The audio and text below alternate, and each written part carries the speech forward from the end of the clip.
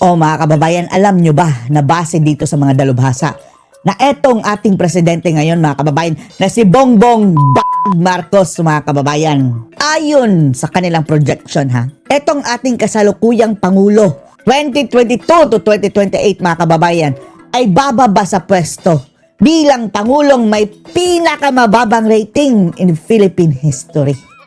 Yan ay kung pagbabasehan natin mga kababayan ang projection. Never in the entire Philippine history daw mga kababayan na ganito kataas ang dissatisfaction rating ng isang presidente. Kaya kapag nagkataon sa 2028 mga kababayan, pwede na nating kuronahan si Bongbong Bangag Marcos sa mga titulong the worst president in the Philippine history, the most corrupt president in the Philippine history, ang pinakasalbahing presidente, pinakasinungaling na presidente, pinakamambubudol na presidente, pagbaba niya sa pwesto mga kababayan.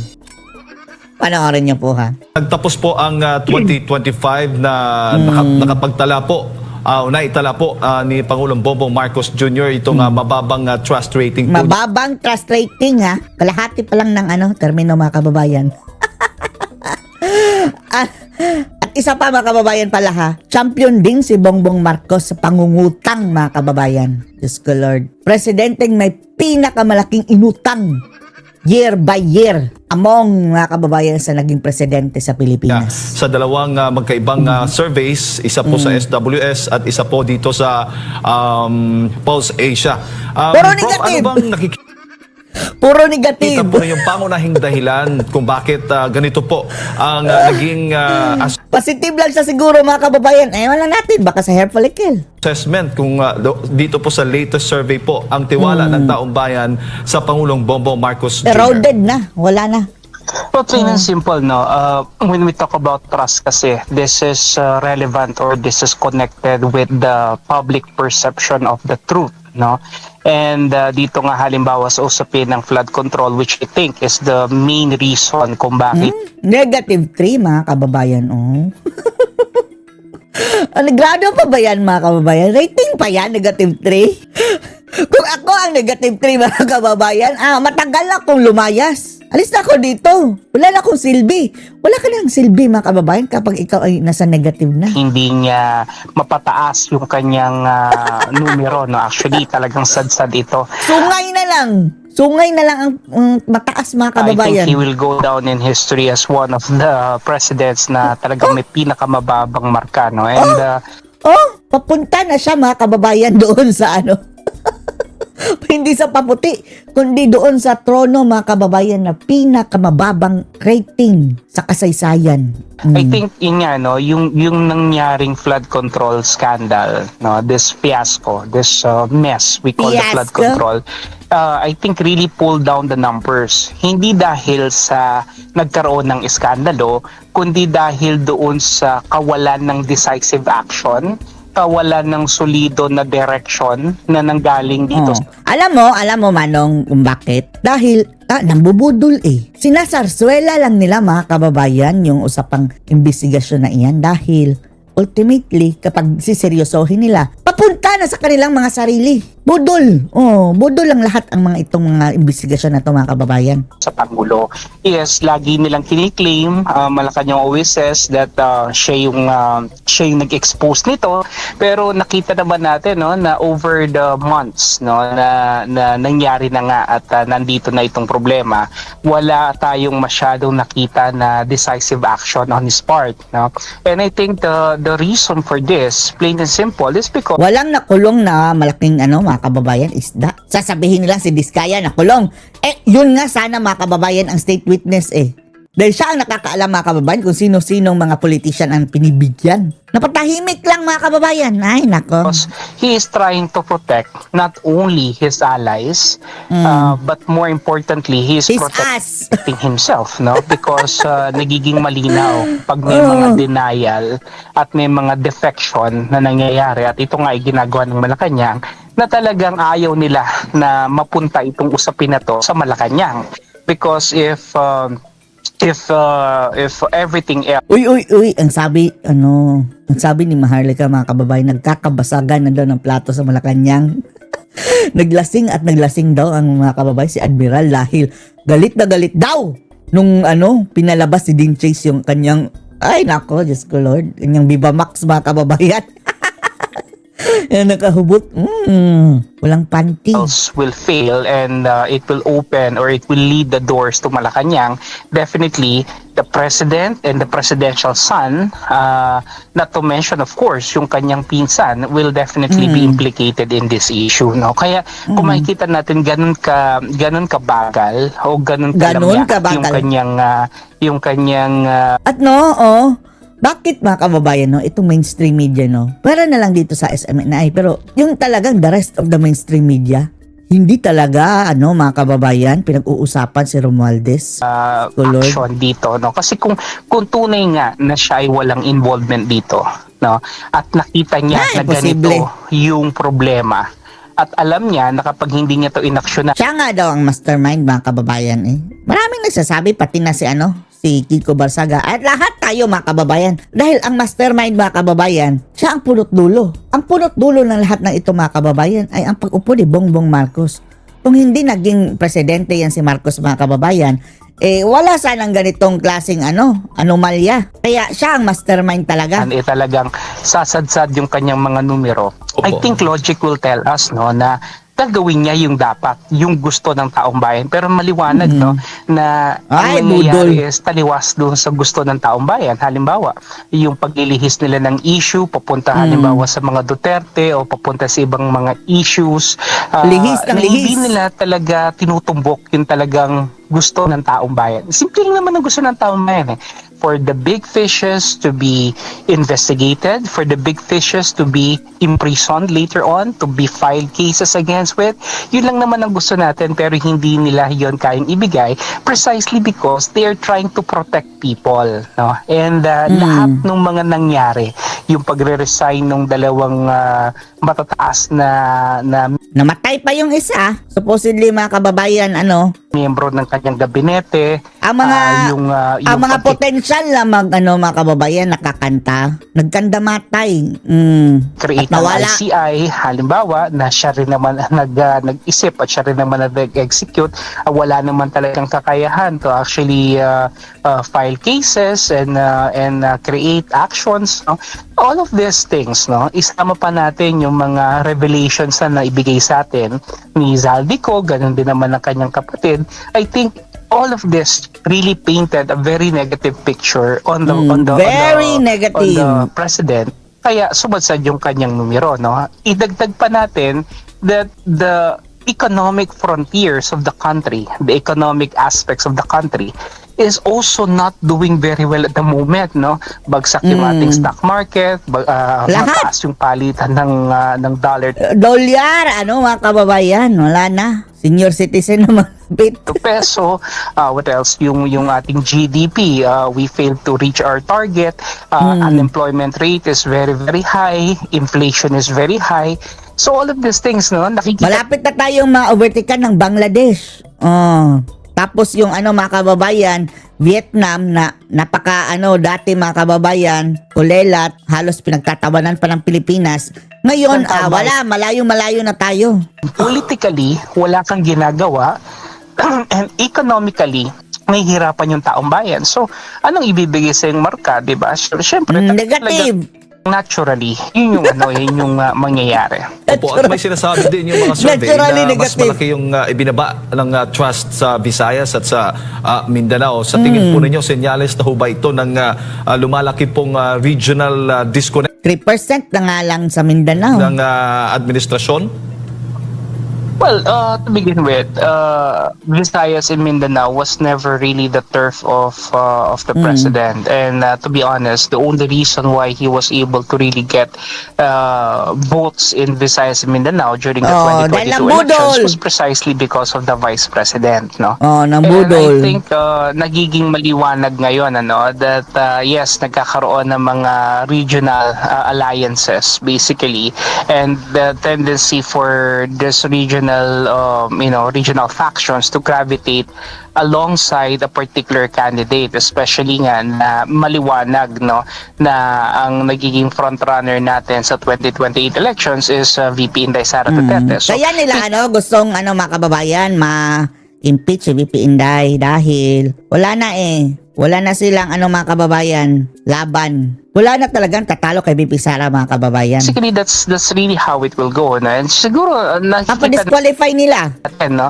Visayas and Mindanao remains to be the poorest, no? O nandito yung mga pinakamatataas na insidente ng poverty, no? At maaaring nararamdaman ng mga Ang mga yumaman lang mga kababayan sa Visayas at Mindanao, yung mga politician na mga kongresista dahil dumadaan sa kanila ang pera mga kababayan Sila dapat nagdi-distribute. Ayun, ninanakaw mga congressman. tao dito na sila ay talagang hindi naalagaan o sila ay nasa-set aside ng pamahalaan at hindi nakakarating sa kanila yung mga serbisyo na dapat na natatamasa nila. And idagdag pa natin dito syempre yung usapin nga ng corruption, no? So kumbaga parang hindi na nga sila nararatingan ng serbisyo, napapagnakawan pa. So definitely mararamdaman nila talaga that they're being neglected. And so if you're being neglected by the president, alangan namang bibigyan mo siya ng mataas na marka, no? So syempre mayroong kakayahan ng taong bayan to actually air out their sentiments against the sitting president. Eto mga kababayan, ang mga na lang, believe na lang dito kay Marcos, maggunggong na lang talaga mga kababayan. Ito na mga walang utak na lang talaga. Especially if he is not performing well. Opo. Pero sa kabila po ng pagbaba ng trust rating, nananatili pa rin hubang may solid na suporta? Ewan na natin.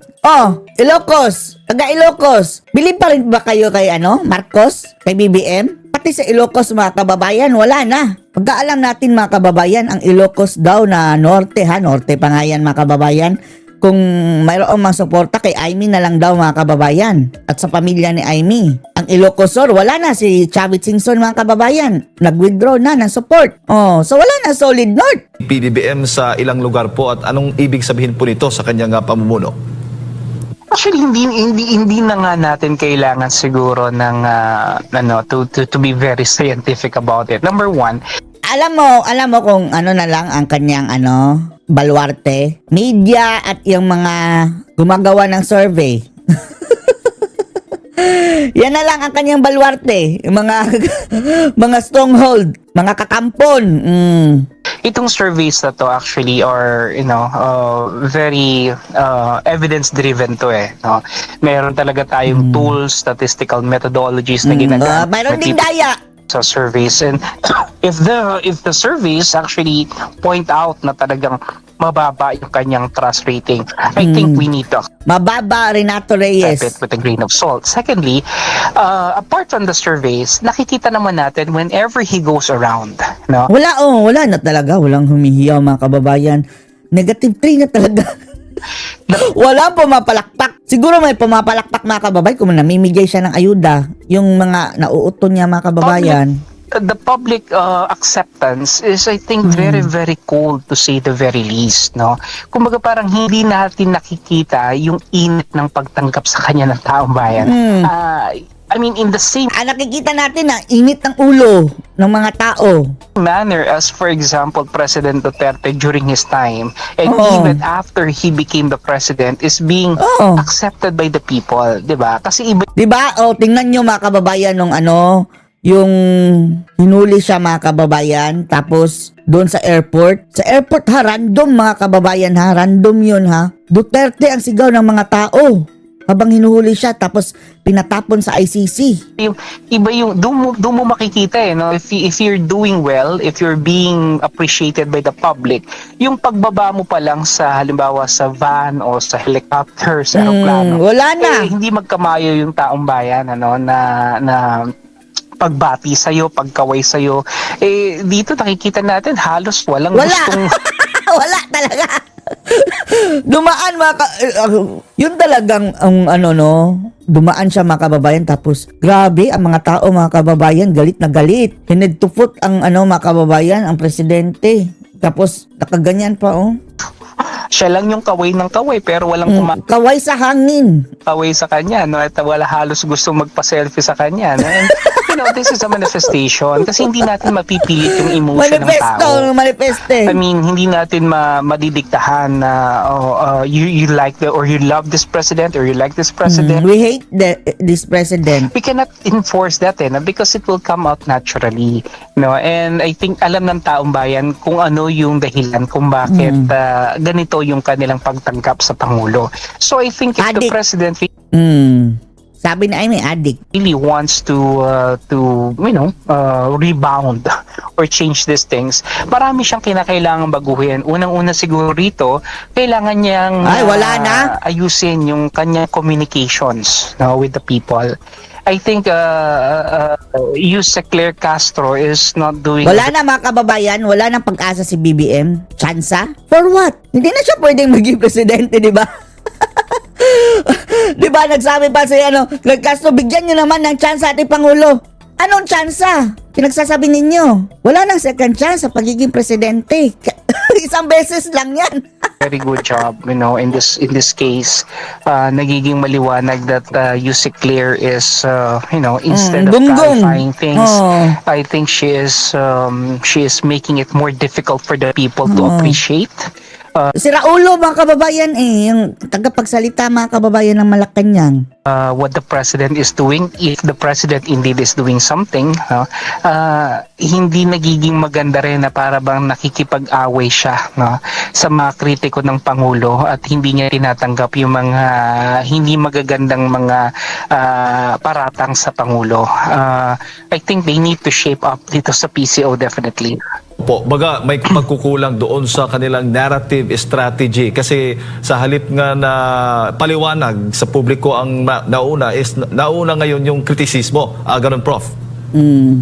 Yes, Parang parang mga kasing parang punghang. dinideflect nila, parang lagi silang nasa defensive mode, Unang-una, wala na ngang nailalatag ng mga magagandang programa o magagandang polisiya o magagandang proyekto. Normally kasi ito yung ginagawa dapat ng isang palace press officer, ilatag sa publiko kung ano-ano yung mga nangyayari, ano-ano yung mga magagandang proyekto. Ang nangyayari kasi nalulunod sila sa sobrang politika.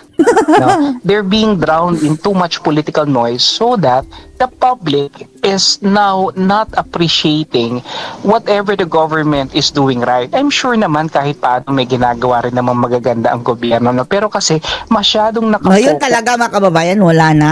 Sasabihin nila, nagbimigay-migay naman ng ayuda. Hello! Ang budget na pamimigay ng ayuda ngayon mga kababayan, mas malaki pa kaysa sa pandemya. Isipin nyo na lang yan. Sinakripisyo ang mga proyekto para dyan sa ayuda mga kababayan. Pero kakarampot pa rin mga kababayan ang nabigbigyan. Pasalamat kayo dahil nabigyan kayo ng ayuda kakarampot. Pero ang mas naaayudahan ang kanilang bulsa. Itong si Claire Castro doon sa political aspect, at nawawala na yung kanyang direction pagdating doon sa mga social reform programs, No doon direction. sa mga progressive na mga proyekto na siguro naman ginagawa rin ng pamahalaan. I think kung mapapaunawa niya to sa taong bayan, mas magiging maganda. Ang problema kasi parang laging nakafocus Kailan mga kaya makulong yan si Claire Castro, laging ibabalik sa mga Duterte. I think that is a symbolism of weakness Kasi they have been in power for almost 4 years now. At kung hanggang sa 4 na taon na panunungkulan mo, wala ka pa rin ibang babalikan, kundi yung nakarang administration, it just goes to show that you are indeed a weak stupid leader, that you really do not have any clout at all. And I think this is what she's trying to project at this point in time. Tapos kung mapapress ko si Claire Castro mga kababayan, napakaganda na nila. Napakahusay. Maganda na ang ekonomiya, wala na problema, papunta na tayo sa first world mga kababayan. Grabe kasi nungaling. Yung paraan ng kanyang pagsasabi at yung paraan ng kanyang paglalahad nito hindi talaga katanggap-tanggap sa taong bayan kasi Hindi parang pinamumukha niya sa atin that the president is doing something when in fact we're not seeing anything. So kumbaga parang in short, excuse me for the word, pero minsan para tayong pinagmumukhang tanga ng palasyo. Talaga. Pero kung magpapatuloy po ang Pero walang naniniwala Ang pinagmumukha na nila tanga mga kababayan, mga sarili nila. Dahil Alam nilang kasinungalingan mga kababayan. Wala rin naniniwala. Tapos, ganun pa rin ang kanilang mga pambubudol. Ganitong trend, Prof, posibleng mabawasan yung political capital ng Pangulo. Sa tingin po ninyo, Matagal na. kaya pa ba itong i-reverse No. ngayong taon o sa mga natitira Wala mga na. panahon o taon ng termino ng Pangulo? Too late to be a hero. It will be a very, very difficult process. Pero it's Impossible. what I Impossible would na say, yan. no? Basically, ang kailangan ng Impossible. Ano pa ba pwedeng gawin ni Marcos, mga kababayan? Siguro isa lang. Lumayas na siya. Mag-resign siya, mga kababayan. Kahit paano, hindi na madadagdagan ang ating puot sa kanya at puot ng taong bayan. Pero mawawala? Never. naman talagang gawin dito, and I think I've mentioned this in many other interviews in the past. Ang kailangan talagang gawin dito ng palasyo is magkaroon ng focus. No? Ang hirap kasi kapag may isang malaking hamon sa administrasyon, ito nga yung corruption, na kung saan maganda na sana to na gamitin niyang leverage, no, para kahit paano magkaroon siya ng isang legacy na Kunwari mga kababayan nalalabanan ang korupsyon. Para ang sabi ni Atty. Topacio, mga kababayan, sinasadya na lang ganyan dahil gusto nilang kontrolin ang naratiba. Paano na yan hindi bumenta. sure na may iwan sa taong bayan. Ang problema lang kasi is unang-una, hindi niya ito natutugunan ng maayos. Nagbibigay ng mga pangako na hindi naman natutupad. Puro Pangakong optics, napako. puro narrative spins ang nangyayari. Budol. Puro appeasement o kumbaga pampalubag loob, no, sa taong bayan. Lahat ito, syempre, nakikita natin. Hindi naman tayo definitely hindi naman tayo kumbaga parang oblivious dito sa nangyayari mga issues na to, and we know the strategy being used by Malacanang. Yun nga, no, yung denial, yung deflection, yung disorientation, maliwanag 'di ba? Kaya ang nagiging punot dulo nito is distrust. Diba? When you deny, when you deflect, when you disorient the public, it will definitely lead to distrust. Kaya mababa ang tiwala sa kanila It's because of what they're doing. No? And so what I think the president could do if ever he wishes to salvage this position, may panahon, pero I think the window is very, very small because you remember that by hindi too big, small lang. next year especially, no, he is actually this year pa lang, maybe he could already we could safely say that he is already going to have or going to be a lame duck president, no. Lame, matagal ang lame Especially yan. now na that Dati pa lang, mga kababayan, sabi na ni Tatay Digong, he is a weak leader. tensions for the 2028 elections is being felt this early. Yun nga, parang masasabi natin 2028 is 2026 no? This year is going to be very, very crucial for the positioning and the establishment of alliances. And so the window of opportunity for him to redeem himself becomes very, very small given the fact that he is going to enter already the lame duck phase of his presidency. So if ever he wants to do something decisive, if ever he needs to do something swift and something na could turn things around, no, to his favor, I think he needs to do it right now. Pero kasi ang tanong kasi lagi natin dito is paano niya to gagawin? Paano niya gagawin kung siya mismo, pamilya niya at mga kaalyado niya matatamaan nitong issue na to? So it's a question of whether hahayaan na lang ba niya na sumadsad yung kanyang ratings, yung kanyang satisfaction and trust rating, or Wala na siyang magagawa, mga kababayan. Hayaan mo yan o hindi. Wala na siyang magagawa. gagawin niya yung gusto ng taong bayan, even if this will mean that he's going to compromise relationship with the people that are close to him. No, so medyo mahirap yung sitwasyon niya ngayon, definitely. Pero yun nga, kung talagang maninindigan siya dun sa tama, I think Kailan pa nanindigan sa tama itong mga kababayan, Marcos?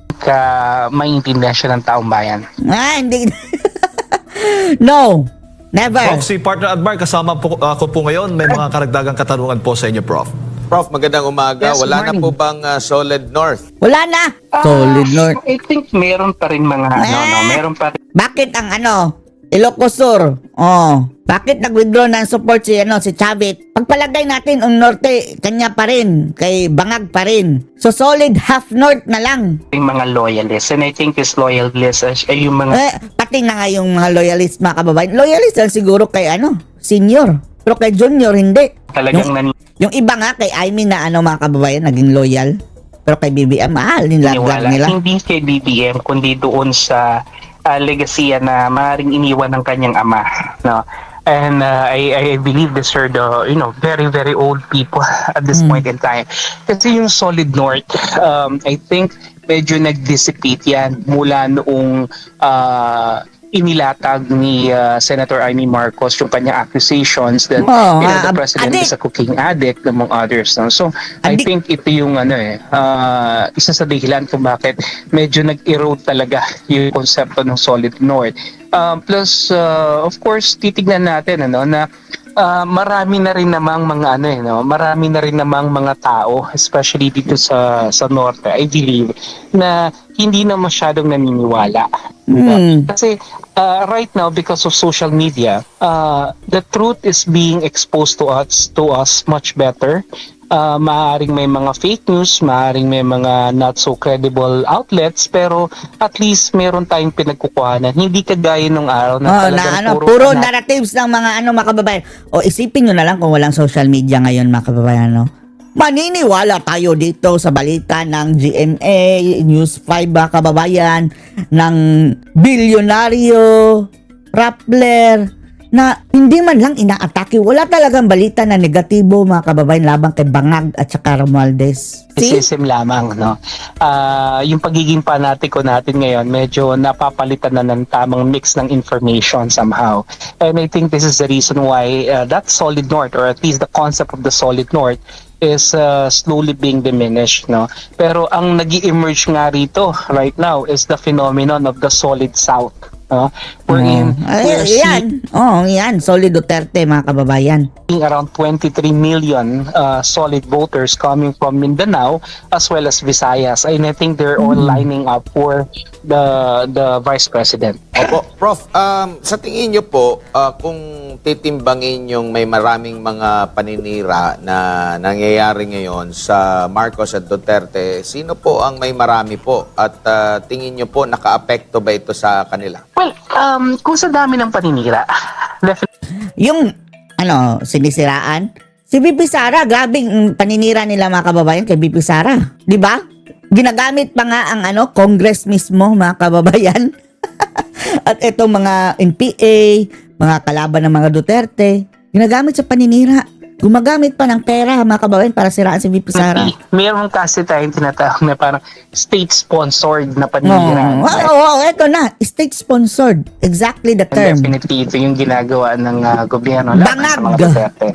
Pero ang mahalaga natin kasing makita rito is kung yung narrative pa tinatanggap ng mga tao.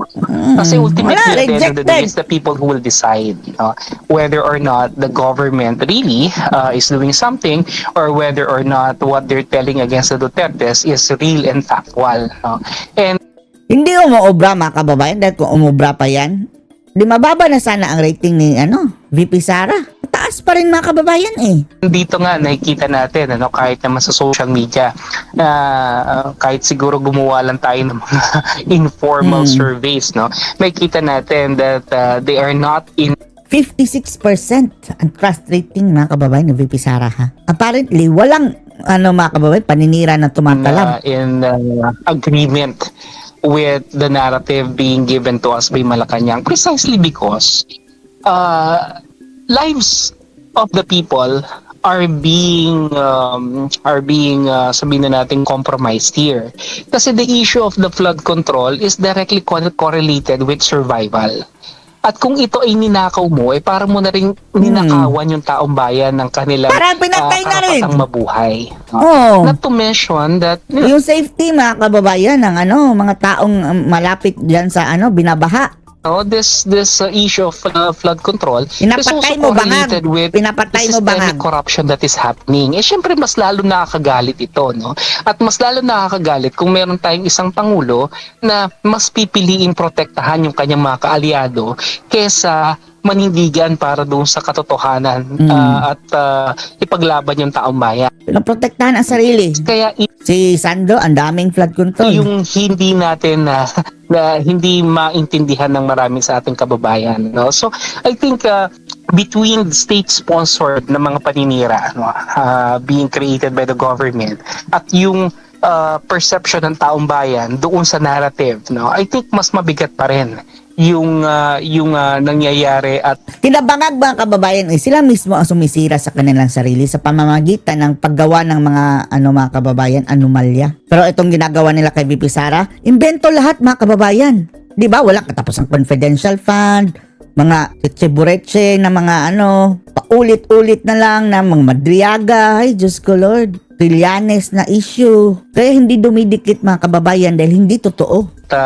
yung appraisal ng mga tao doon sa ginagawa ng gobyerno o doon sa hindi ginagawa ng pamahalaan. Opo, and natanong ko rin yun dahil nga po si Vice President Sara Duterte talagang halos buwan-buwan merong mga ginagawang mga issue o di kaya ay mga paninira Iniimbentohan ng issue. laban sa kanya. Pero nagsimula ito nung nagkahiwalay na ang unit team since 2023 pa ata. Pero hanggang sa kasalukuyan po, kung pagbabatayan po natin ang mga survey. Isipin nyo na lang ha, 1 taon pa lang mga kababayan, 1 taon tinlaydor na ni bangag mga kababayan si Sara. Sinaksak na sa likod. Sa makatwid, 1 taon pa lang mga kababayan, nilatagan na nila ng patibong. Binigyan ni bangag mga kababayan ng confidential fund na item. Kahit pa ginamit na mga kababayan ni Sara ng tama, pinipilit nilang ipalabas mga kababayan na nilustay daw. Diyos ko Lord. Nananatili pong siya ang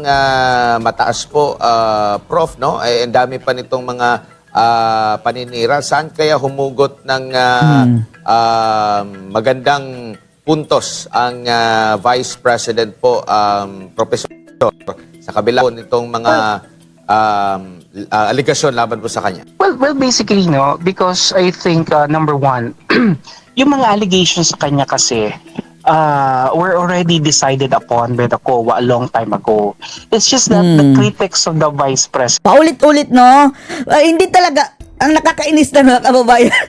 alam na nila na yung confidential fund, hindi talaga pwedeng sagutin ni Sara dahil ang nature niya, confidential, ang proper na mga kababayan, sasagot niyan is COA kung nagagastos ba ng tama. And then, yung mga alias-alias mga kababayan, malinaw na talaga mga kababayan na allowed yan dahil confidential nga in nature. Pero itong mga titigas na mga ulo, paulit-ulit pa rin nilang sinasabi, bakit piatos? Bakit pia? Oh, Diyos ko Lord, mga buwisit. Itong media rin mga kababayan, kasabwat. who that fathom the idea that there was already a decision made and that they will still continue to bark on the idea that the Vice President is corrupt. That's why they're going to continue with the impeachment. But we all know that the impeachment that was Gumagamit pa ng pare na mga kababayan, dating adik at saka salsalero daw, Ramon Magsalsal Award mga kababayan. Ang lagi pinapanood yung yung mga video na magkantutan daw naku Lord, ito mga hipokritong mga gagong ito, no? filed and that will be filed again is not really because of accountability. This is not about that. It's basically because of political maneuverings, because they know that the Vice President is the biggest threat, so to speak, to their desire So to actually speak. be in power, whoever it is, whether it's BBM Allied Forces or whether it's the pinks or the yellows or the Liberal Party. They know that the biggest stumbling block to their desire to have the power is the Vice President, and so they're going to do everything in their right or in their power to actually create the noise against the Vice President. And I think maganda yung ginagawa ng Vice President that she is not really she's not really kumbaga hindi siya nakikipagtapatan dito sa kanilang mga ginagawa, and I think the public realizes that, Pero tayo, makikipagtapatan tayo. Ipaubaya mo na sa amin yan, Sara. Magtrabaho ka na lang dyan. Focus ka lang sa trabaho. Kami ang magtatanggol sa'yo. Kami nang bahala. Tudurogin namin yan sila. Na patuloy siyang binabanatan, patuloy siyang tinadown, patuloy siyang tinitira nitong mga kanyang kalaban. Pero siya, nananatili lamang siya dun sa kanyang posisyon. She's just doing her job, she's doing her work, and basically that's it, no? Kasi kung titingnan natin, maybe the Vice President may not be doing anything so significant at this point. But the problem here is that the government is really doing a lot of bad things. No, to the point a na lot. Ang daming kasamaan ang ginagawa ng mga itong gobyernong bangag, mga kababayan talaga. Walang masyadong ginagawang maganda yung Vice President. Sa sobrang sama ng gobyerno, Kahit wala pang gawin si Sara, mga kababayan, dahil sa sobrang sama ng gobyerno, aangat pa rin si Sara. namang, sino bang pupuntahan ng tao bayan? Di ba? So, Pero si VP Inday talagang legit, mga kababayan. Tatak Duterte. that's basically it, no? And let's face it, yung presidente pa rin naman ang talagang may control. Because the Vice President is just a president in waiting. Nag-aantay lang naman yan kung may mangyayari sa Pangulo, no? Kung halimbawa siya yung papalit, no? And in this case, no? Tapos tatargetin pa ni Boying, mga kababayan. Ang Buds Boying. Ayun, si nag-reflect sa kanya ang karma. Si Boying, mga kababayan, hindi na nakapagpakita. Nasaan ka na, Budingjing? The ball, the control, the resources, everything is really within the disposal of the president. So if the president is not performing well, and we know for a fact na hindi na sila magkaalyado at hindi na sila magkakampi ng Vice President, maliwanag. Sensitize yung Vice President doon sa mga kapalpakan ng gobyerno because they're not together anymore, 'di ba? So yun yung nakikita maaari ng taong bayan. No, kahit na paulit-ulit yung mga pambabanat nila sa ating Vice President, still, nananatiling mataas yung kanyang rating primarily because this government is doing a very, very poor job in governance, in addressing poverty, in addressing the socio-economic conditions. And I think that's the reason why sumasadsad sila at umaangat naman yung ating Vice President. Sa napipintong pagbuhay muli ng impeachment laban sa pangalawang Pangulo sa Kasi BBM dapat ipa-impeach, mga kababayan. No? Ngayon, nagre-ready na naman sila, mga kababayan, para kay Sara. Talagang pupuruhan na daw nila this time dahil yung una, mga kababayan, unconstitutional, butata. Ngayon, sisiguraduhin na daw nila, mga kababayan, na talagang, wala na daw takas si Sara, mga kababayan. Impeach to the max na daw.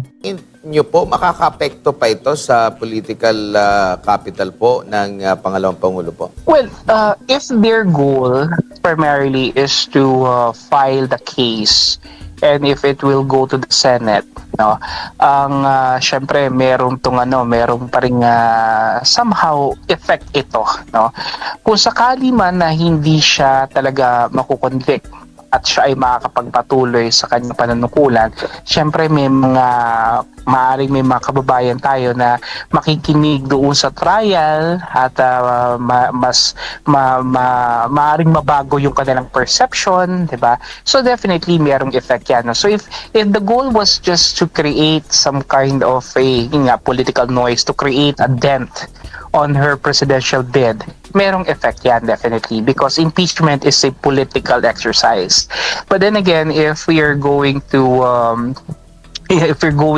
look at the brighter side, maaari rin kasing isang magandang avenue itong impeachment na to para once and for all the Vice President could silence her critics, Hindi masa-silence. Kahit pa, mga kababayan, na tuluyan ng maiwaksi ang impeachment. Gagawa pa rin, mga kababayan, ng kasinungalingan ang mga gunggong. Believe that the defense team of the Vice President prepared long and hard for this and that they're just waiting for the right opportune time para ipamukha dito sa tamang venue, no, kung ano-ano ba talaga yung kanilang mga bala laban dito sa mga Bala? kritiko. Mm. And I think it could work both ways, no, depending on how the public will see it. Pero I believe the impeachment could also be a good opportunity for the vice president to lay down her cards, no, and to make the public really understand that all these accusations are baseless, that all these accusations do not should not render any kind of attention. Rather, it's purely political. And syempre, kapag ka nagkaroon ng impeachment, syempre magkakaroon na naman tayo ng kumbaga parang panibagong diversion na naman, na instead na yung ating mga kongresista, mga senador is focus on creating laws and bills, no, that will uplift the conditions of the people, maantala ito, no, kasi ang focus na naman natin is impeachment. So again, the public perception as to, is this something that we need? Is this something that will make our lives better? Diba? Maaring maapektuhan na naman ito negatively yung administration. Alright. Prof, maraming salamat po. Maraming salamat. Anong masasabi dito mga kababayan? Post the comments below.